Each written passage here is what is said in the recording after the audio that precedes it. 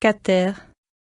La cater, également appelée chater ou herbe au chat, attire les chats, mais elle est également utilisée depuis longtemps sous forme de thé pour faire baisser la fièvre, pour lutter contre la grippe ou le rhume. Elle a des propriétés antispasmodiques et une action sédative. Différentes formes et préparations: infusion, huile essentielle, teinture, décoction. Propriétés médicinales de la cater. Utilisation interne. Diaphorétique, favorise la transpiration, fébrifuge. Favorise la digestion et l'expulsion des gaz. Prévention des fausses couches, naissance prématurée et nausées matinales. Décontractant, sédatif, antispasmodique. Analgésique légèrement narcotique. Anti-infectieuse vis-à-vis de certaines bactéries. Antioxydante. Utilisation externe. Rhumatisme, arthrite. Indications thérapeutiques usuelles. Soins des rhumes, grippe et fièvre chez l'enfant, en association avec le sureau noir. En tant que diaphorétique, elle agit sur toutes les fièvres et en particulier la bronchite aiguë. En tant que plante carminative et antispasmodique, elle est utilisée dans le cadre des indigestions, coliques, migraines d'origine digestive, flatulences, diarrhée. Prévention des nausées matinales chez la femme enceinte. Bouffée de chaleur due à la ménopause.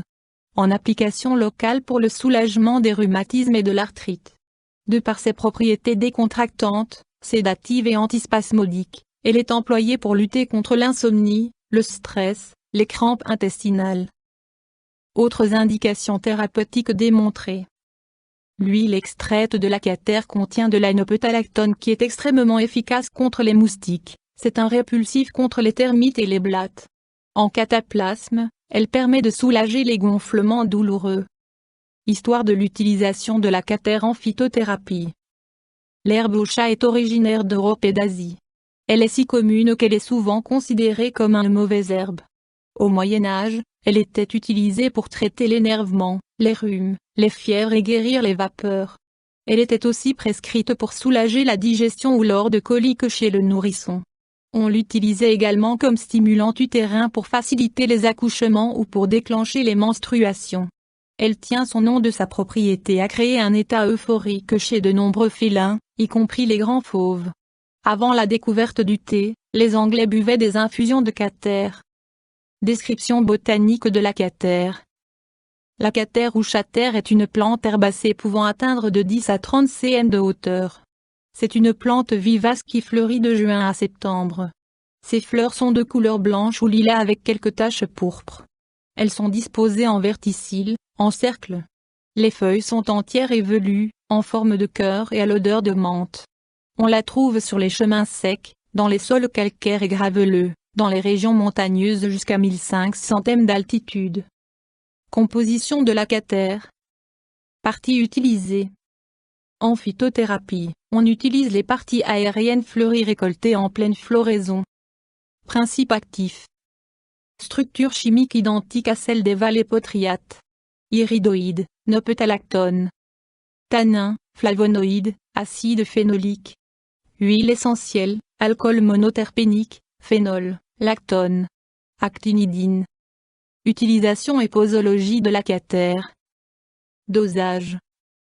Moins en infusion chaude, pour le traitement des rhumes, des grippes et des fièvres, mais aussi pour faciliter la digestion, lutter contre les flatulences, diarrhée, coliques.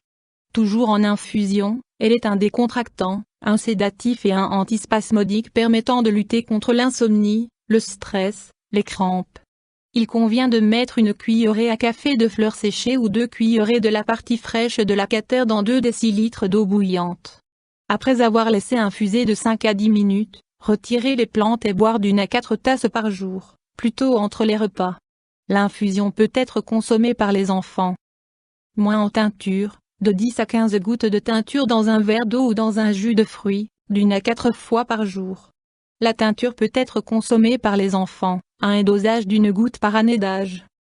Moins huile essentielle, 1 à 2 gouttes mélangées avec du miel jusqu'à 3 fois par jour.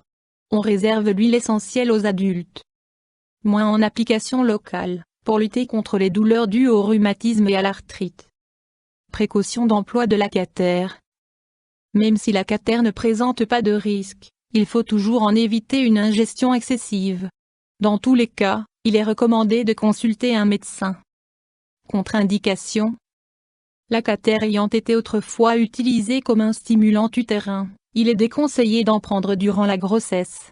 La consommation de cater est également déconseillée si les saignements menstruels sont abondants. De même, les femmes qui sont sujettes à une maladie inflammatoire pelvienne ne doivent pas consommer de cater par voie orale. Effet indésirable. En cas d'ingestion excessive, la cater peut provoquer des vomissements, des diarrhées ou des maux de tête. Dans tous les cas, un usage prolongé est à éviter. Interaction avec des plantes médicinales ou des compléments. L'utilisation de la cater peut avoir des effets plus importants si elle est associée à d'autres plantes ou compléments dont l'action est également sédative ou anxiolytique. La cater peut être associée à des agents ayant une nature plus diaphorétique. On recommande l'association à part égale de thé de cater et de safran pour lutter contre la fièvre ou les rhumes. Elle peut aussi être combinée avec le boneset, le sureau, l'aquilée ou le piment de Cayenne pour lutter contre les mêmes maux. Interaction avec des médicaments. La cater ne doit pas être utilisée en même temps que des médicaments ayant une action sédative ou anxiolytique, car les effets en seraient plus forts et non contrôlés. Avis du médecin. Des bienfaits reconnus. La cater est un décontractant, un sédatif et un antispasmodique léger tout à fait efficace. Elle reste un remède traditionnel pour lutter contre le rhume, la fièvre et la grippe. Elle est tout aussi efficace contre les douleurs d'estomac, les coliques, de l'adulte ou du nourrisson. Son action sédative est relaxante, sans être trop puissante. Avertissement.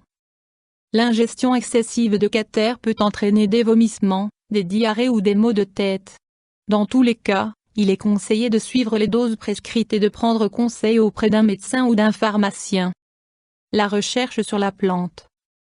La cater n'a pas fait l'objet d'essais cliniques en phytothérapie. Toutefois, des essais menés sur les animaux permettent de conclure que ces effets calmants sont dus à la neupetalactone, un composé opioïde. La recherche principale sur la cater concerne son effet répulsif contre les insectes, ses propriétés contre les moustiques vecteurs de maladies comme le virus du Nil, la malaria ou le paludisme. La neupetalactone est un répulsif à moustiques 10 fois plus puissant que le D et n'ayant pas les effets indésirables de ce dernier. L'huile essentielle est efficace et ne présente aucun danger. YouTube Dr Alabé